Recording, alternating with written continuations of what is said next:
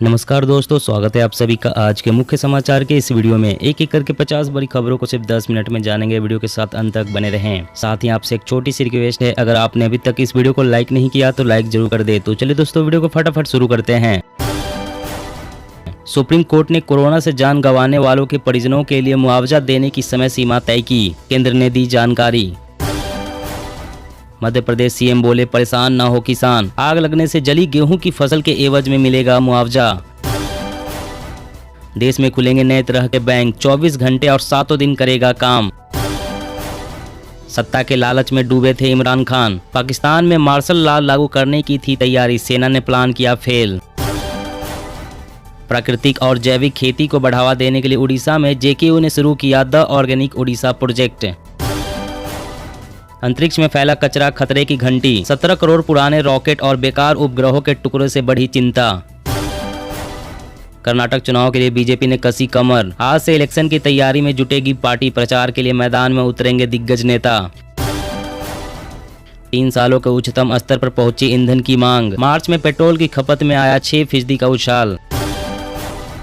Primary agriculture cooperative society को पारदर्शी बनाने की कोशिश में जुटी केंद्र सरकार, कंप्यूटराइजेशन पर खर्च होंगे 350 करोड़ रुपए।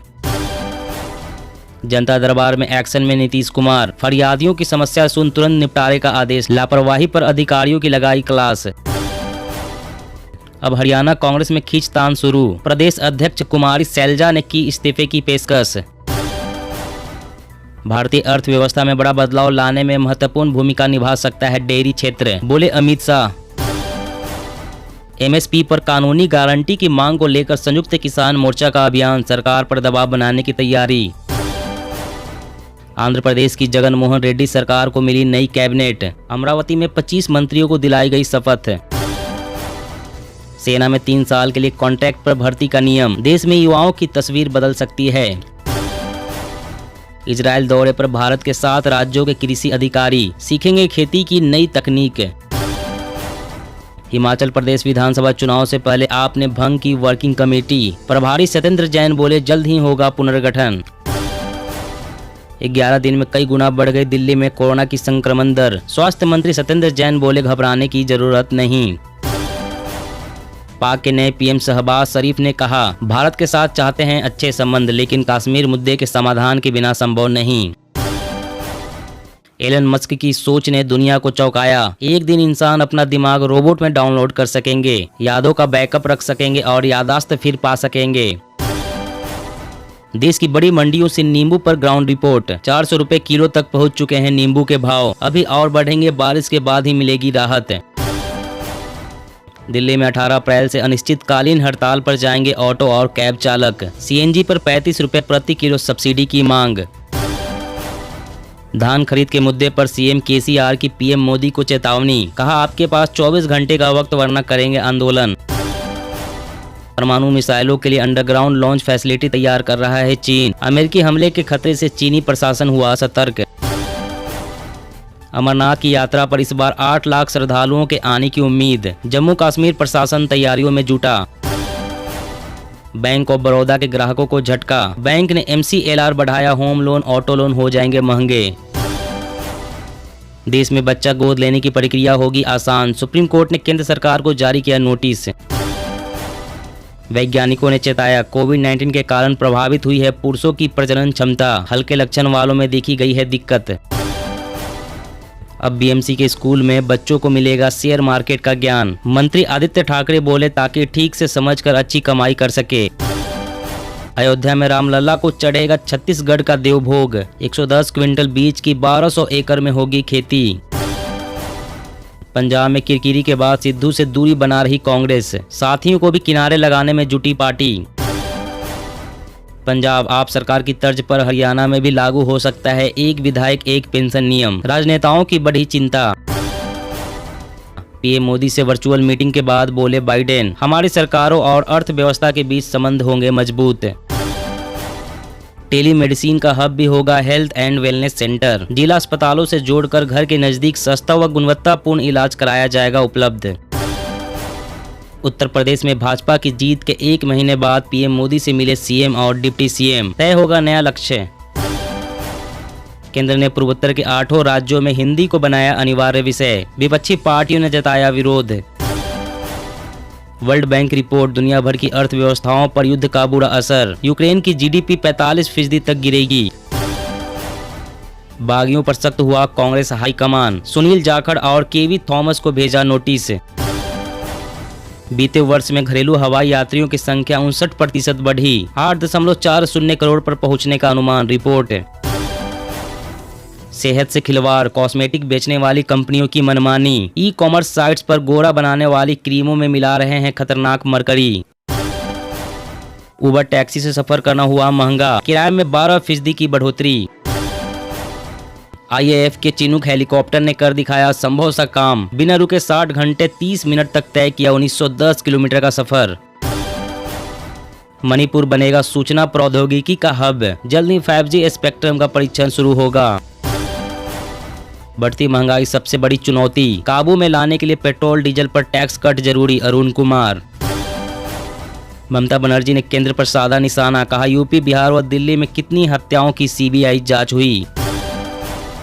महाराष्ट्र में हिंदुत्व पर संग्राम, फडणवीस बोले गठबंधन के कारण शिवसेना हिंदुत्व पर नरम, उद्धव ने कहा हमने भाजपा छोड़ी, हिंदुत्व नहीं।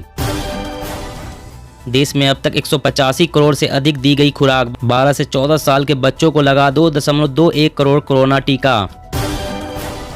मौसम अपडेट, नागालैंड, मणिपुर, असम, मेघालय, मिजोरम और त्रिपुरा में होने वाली है भीषण बारिश। यूपी, एमपी और दिल्ली में गर्मी की पड़ेगी मार। जी हाँ दोस्तों, और भी बड़ी काम की खबरें निकल कर आ रही है, इसलिए वीडियो को लास्ट तक जरूर देखना। तो चलिए दोस्तों, अब जानते हैं महत्वपूर्ण खबरों को विस्तार से। इससे पहले आपसे एक छोटी सी रिक्वेस्ट है, अगर आपने अभी तक इस वीडियो को लाइक नहीं किया तो लाइक जरूर कर दे। सुप्रीम कोर्ट ने कोरोना से जान गंवाने वालों के परिजनों के लिए मुआवजे देने की समय सीमा तय की, केंद्र ने दी जानकारी। जी हां, केंद्र सरकार ने कहा है कि सुप्रीम कोर्ट ने 24 मार्च के एक आदेश में कोविड-19 से हुई मौतों के मुआवजे के दावे दायर करने के लिए समय सीमा तय की थी। 20 मार्च से पहले हुई मौतों के लिए 60 दिनों के भीतर आवेदन दिया जाना है, जबकि भविष्य में किसी भी मौत के लिए मुआवजे को लेकर 90 दिनों का समय दिया गया है। आवेदनों को प्रोसेस करने और दावे मिलने की तारीख से 30 दिनों की अवधि के भीतर मुआवजे का वास्तविक भुगतान करने के लिए पहले के आदेश को लागू किया जाना जारी रहेगा। सरकार ने कहा है कि हालांकि अदालत ने निर्देश दिया है कि अत्यधिक कठिनाई के मामले में जहां कोई दावेदार निर्धारित समय के भीतर आवेदन नहीं कर सकता है, उसके लिए शिकायत निवारक समिति से संपर्क करने और पैनल के माध्यम से दावा किया जा सकता है। इसके अलावा कोर्ट ने यह भी निर्देश दिया है कि फर्जी दावों के जोखिम को कम करने के लिए पहली बार में ही आवेदनों में से 5% की तुरंत जाँच की जाए। इसके अलावा कोर्ट ने यह भी निर्देश दिया है कि फर्जी दावों के जोखिमों को कम करने के लिए पहली बार में ही आवेदनों में से 5% की तुरंत जांच की जाएगी। और अगली बड़ी खबर की बात करें तो देश में खुलेंगे नए तरह के बैंक, 24 घंटे और 7 दिन करेगा काम। जी हां, हर शख्स तक बैंकिंग सेवाएं पहुंचाने के लिए देश एक बड़ी छलांग लगाने की तैयारी में है। जनधन खातों के बाद अब 24 घंटे और 7 दिन बैंकिंग सर्विसेज लोगों को मुहैया कराने की सरकार की तैयारी है। इसी सोच के साथ बजट में देश के 75 जिलों में 75 डिजिटल बैंक यूनिट्स खोलने का ऐलान किया गया था। अब भारतीय रिजर्व बैंक ने इस डिजिटल बैंकिंग यूनिट्स के लिए गाइडलाइन जारी कर दी है।